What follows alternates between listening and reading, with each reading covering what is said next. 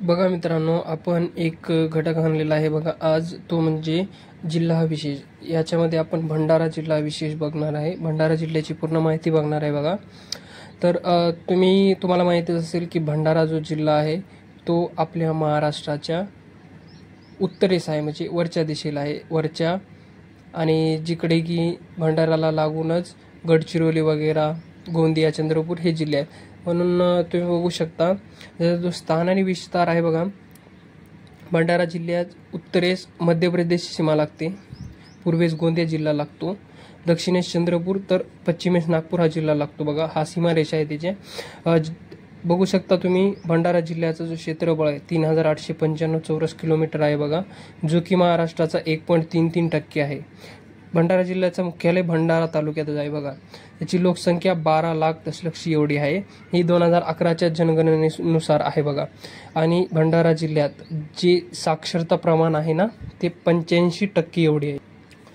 म्हणजे की जवळजवळ 100 पैकी 85 लोक हे शिक्षित आहेत बघा. आरटीओ कोड तुम्ही बघू शकता.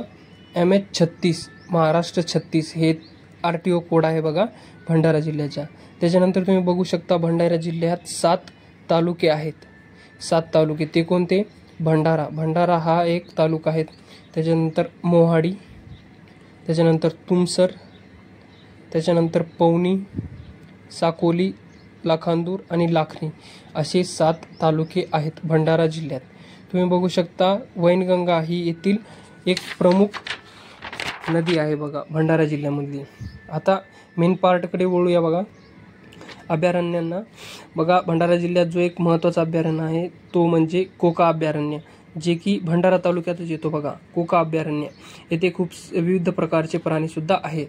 खनिज संपत्तीत जर आपण विषय काढला तर बघा भंडारा जिल्ह्यामध्ये ब्रोमाइड हे पवनी तालुक्यात येते बघा, खूप मोठा खनिज साठा आहे. त्याच्यानंतर मॅग्नीज हा तुमसर तालुक्यात कन्हाळ येथे या खोऱ्यामध्ये सापडला जातो. सायनाइड साकोळी आणि दहेगाव येथे, तसेच क्वार्टझाइट हे सीझियम येथे खूप प्रमाणात सापडल्या जातात बघा.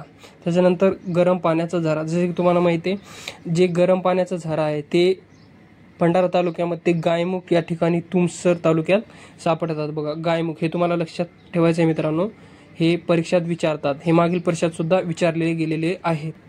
त्याच्यानंतर बघू शकता जिल्हाधिकारी, जे सध्याचे भंडारा जिल्ह्याचे जिल्हाधिकारी आहेत ते सावन कुमार आहेत बघा. ते 44वे जिल्हाधिकारी आहेत भंडारा जिल्ह्याचे. त्याच्यानंतर पालकमंत्री बघू शकता पंकज भोईर हे नवनवीत पालकमंत्री आहेत बघा भंडारा जिल्ह्याचे. त्याच्यानंतर पोलीस आयुक्त नुरुल हसन आणि पोलीस अधीक्षक SP हे जे आहेत ते वसंत जाधव आहेत. भंडारा जिल्ह्यांना तलावांचा जिल्हा सुद्धा म्हटला जातो. तलाव म्हणजे लेक असतात, सिटी ऑफ लेक्स असा सुद्धा भंडारा जिल्ह्यांना म्हटला जातो. त्याच्यानंतर ब्रास सिटी आणि भाताचा जिल्हा, भात म्हणजे राईस, याचा जिल्हा म्हणून ओळखला जातो बघा भंडारा जिल्ह्यांना. आपण ऐतिहासिकदृष्ट्या जर भंडाऱ्यांकडे बघितलं तर इथे पवनी जो किल्ला आहे तो बघा खूपच जुना किल्ला आहे बघा. तो भंडारा जिल्ह्यातला एक ऐतिहासिक स्थळ म्हणून सुद्धा ओळखला जातो. त्याच्यानंतर पर्यटनमध्ये आपण जर फिरण्यासारख्या गोष्टी बघितल्या तर बावनथडी संवर्धन राखीव क्षेत्र आणि कोका अभयारण्य आपण अगोदरच बघितला. आणि बौद्ध गुफा, येथे बौद्ध गुफांचा जर विचार केला, म्हणजे गुफ्यांचा जर विचार केला तर बौद्ध गुफा हे राष्ट्रकूट काळामध्ये कोरल्या गेलेल्या आहेत बघा. हे आपल्याला इथे पाहण्यात दिसतात. संरक्षण साहित्य निर्मिती कारखाना सुद्धा आहे जवाहरनगर.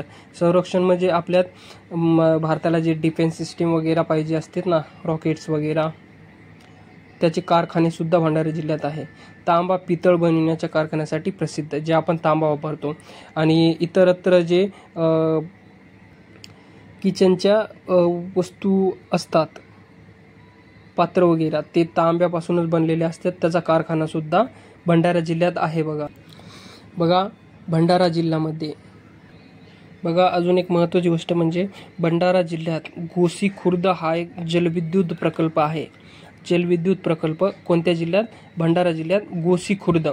तुम्हाला असे विद्युत प्रकल्प पाठ करण्याची खूप गरज आहे, कारण विद्युत प्रकल्प जास्तीत जास्त परीक्षेत विचारतात आणि ते जास्त विद्यार्थ्यांना येत नाहीत. ही बाब म्हणजे तुम्हाला हा जास्त मार्क मिळवून देते आणि तुम्हाला टॉपवर नेण्याचं एक उपाय आहे बघा. तुम्ही बघू शकता हा महाराष्ट्र जिल्ह्याचा नकाशा आहे बघा. मी तुम्हाला दाखवतो भंडारा जिल्हा कुठे आहे बघा. हा बघा, हा इथे भंडारा जिल्हा आहे बघा. हा बाजूला आज पूर्वेकडे गोंदिया, तसेच पश्चिमेकडे नागपूर, खाली दक्षिणेला चंद्रपूर, वर बघा हा जो पूर्ण भाग आहे ना तो मध्य प्रदेशचा आहे. वरचा भाग पूर्ण मध्य प्रदेश.